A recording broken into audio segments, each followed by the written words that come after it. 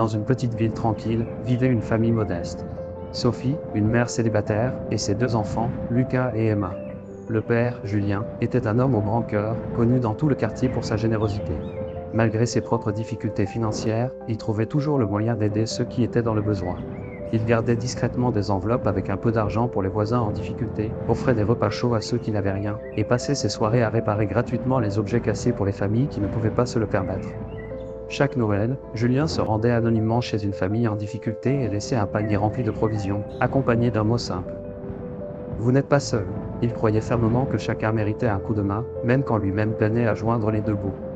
Malgré la difficulté de perdre Julien, la famille trouvait des raisons de sourire, car son esprit généreux vivait encore à travers eux.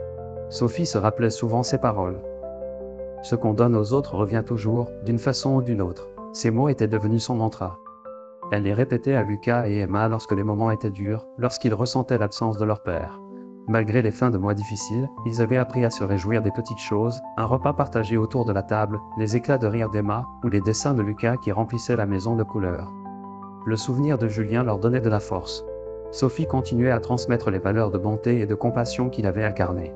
Elle rappelait souvent à ses enfants que, même dans leur tristesse, ils étaient bénis d'avoir connu un homme qui avait tant aimé et donné. La famille trouvait un étrange réconfort dans l'idée que Julien veillait sur eux, comme il l'avait fait pour tant d'autres. Parfois, ils ressentaient sa présence dans les moments les plus inattendus, un papillon qui entrait par la fenêtre, une brise douce qui semblait les envelopper, ou simplement un sentiment de paix au milieu de leur lutte. Malgré les épreuves, leur foyer restait un lieu d'amour et de résilience, un héritage direct de Julien. Dans leur cœur, ils savaient qu'ils n'auraient voulu rien d'autre que de les voir heureux, unis et emplis d'espoir.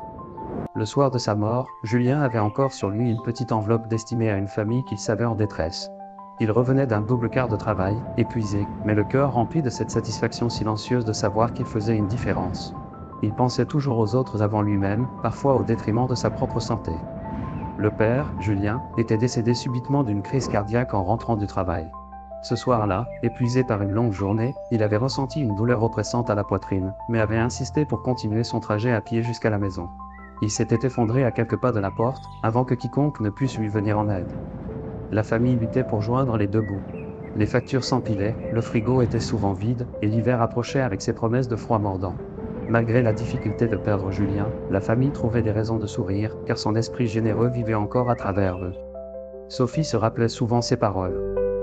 Ce qu'on donne aux autres revient toujours, d'une façon ou d'une autre. Ces mots étaient devenus son mantra. Elle les répétait à Lucas et Emma lorsque les moments étaient durs, lorsqu'ils ressentaient l'absence de leur père.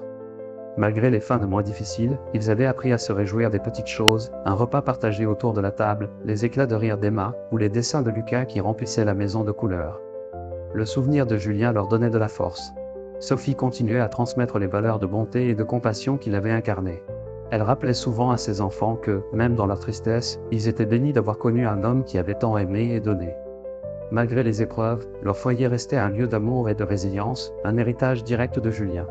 Dans leur cœur, ils savaient qu'ils n'auraient voulu rien d'autre que de les voir heureux, unis et emplis d'espoir. Un soir, alors que Sophie, épuisée, s'asseyait à la table de la cuisine, une prière lui échappa. Elle murmura. « Seigneur, je ne sais pas comment continuer si quelqu'un m'écoute, aide-moi, je t'en supplie. » Elle pensait que ses paroles se perdaient dans le silence de la maison, mais elles furent entendues. Le lendemain, Sophie trouva un sac d'épicerie devant sa porte. Elle pensa qu'un voisin compatissant l'avait laissé là. Il contenait du lait, du pain et même des bonbons pour les enfants. Elle sourit pour la première fois depuis des semaines en voyant les yeux émerveillés d'Emma et Lucas. Chaque semaine, sans exception, quelque chose apparaissait devant leur porte, une enveloppe avec de l'argent juste assez pour payer les factures, un manteau chaud pour Lucas, une paire de bottes pour Emma. Sophie n'osait pas demander d'où venaient ces cadeaux, mais elle remerciait Dieu chaque soir pour ce miracle. Un jour, alors que Sophie rentrait de son travail, elle remarqua un vieil homme assis sur un banc non loin de chez elle. Il portait un long manteau usé et tenait une canne. Il sourit lorsqu'il croisa son regard et dit doucement « Vous n'êtes pas seule, ma chère. » Étonnée, elle lui répondit poliment avant de continuer son chemin, le cœur étrangement apaisé. Les semaines passèrent, et la famille commença à reprendre pied.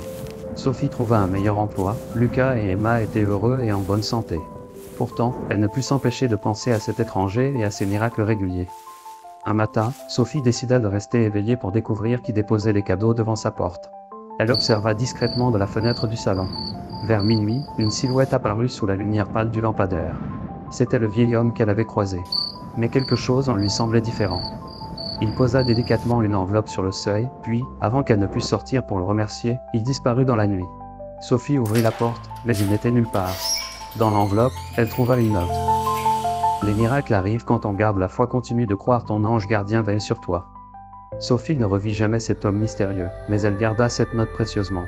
Elle l'encadra et la plaça sur la cheminée, comme un rappel que, même dans les moments les plus sombres, elle n'était jamais seule. Lucas, l'aîné de la famille, était un adolescent curieux et réfléchi. Un jour, alors qu'il cherchait des papiers pour ses devoirs, il tomba sur une vieille enveloppe poussiéreuse cachée dans un tiroir. À l'intérieur, une note manuscrite. Vous n'êtes pas seul, chaque acte de bonté, aussi petit soit-il, éclaire le chemin de quelqu'un. Ces mots le frappèrent par leur simplicité et leur force. Il montra la note à sa mère, mais elle ne sut pas d'où elle venait. Cela attisa sa curiosité. Peu de temps après, en regardant une vidéo sur son téléphone, il tomba sur une publicité. Faites analyser vos objets précieux, lettres ou souvenirs, découvrez qui en est l'auteur, première analyse gratuite. Lucas eut une idée. Il l'envoya à la compagnie, demandant s'il pouvait identifier la personne qui l'avait écrite, avec une copie de la note qu'il avait trouvée dans la maison. Ce n'était qu'une tentative naïve, mais quelque chose en lui voulait des réponses. Quelques semaines plus tard, Lucas reçut un courriel. La réponse de la compagnie était concise, mais bouleversante. L'écriture correspond à la même sur les deux documents. Si vous souhaitez plus de détails, veuillez nous contacter. Lucas resta figé devant l'écran. Sa main tremblait alors qu'il relisait la phrase encore et encore. C'était donc lui. Ce message, cette promesse d'espoir et de soutien, avait été écrit par son propre père. Il montra le courriel à sa mère, et les larmes lui montèrent aux yeux. Sophie comprit alors que cette note était probablement une des nombreuses que Julien avait laissées pour aider les autres. Il l'avait écrite avec amour et altruisme, sans jamais chercher à en tirer de reconnaissance. Après avoir appris que l'écriture de la lettre déposée sur le pas de la porte était la même que celle trouvée par Lucas, Sophie fut submergée par une confusion mêlée de foi et d'émerveillement. Elle se demandait si cette note et les provisions n'étaient pas une réponse directe à sa prière. Mais comment expliquer que Julien, son mari, puisse en être l'auteur? Était-ce un miracle? Un ange? Ou bien un mystère qu'elle ne pourrait jamais élucider? Ce que Sophie ne savait pas, c'est que l'homme était réellement un ange, envoyé pour répondre à sa prière sincère. Son travail était terminé, mais il continua de veiller sur elle et sa famille de loin, invisible, mais toujours présent. Et voilà, c'est tout pour aujourd'hui. Nous espérons que vous avez apprécié cette histoire autant que nous avons aimé la partager avec vous. Si c'est le cas, n'hésitez pas à laisser un pouce bleu, à commenter ci-dessous ce que vous en avez pensé, et à partager cette vidéo avec vos amis. N'oubliez pas de vous abonner à notre chaîne et d'activer la cloche pour être informé de nos prochaines publications. Merci de nous avoir rejoints aujourd'hui, et à très bientôt pour une nouvelle histoire passionnante. Prenez soin de vous et restez curieux.